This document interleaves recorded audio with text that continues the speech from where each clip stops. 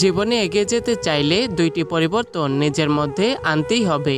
Number 1, জীবন থেকে সম্পূর্ণরূপে দ্বিধা দূর করুন। সব কিছু নিয়ে দ্বিধাগ্রস্ত মানুষ কখনোই এগিয়ে যেতে পারে না।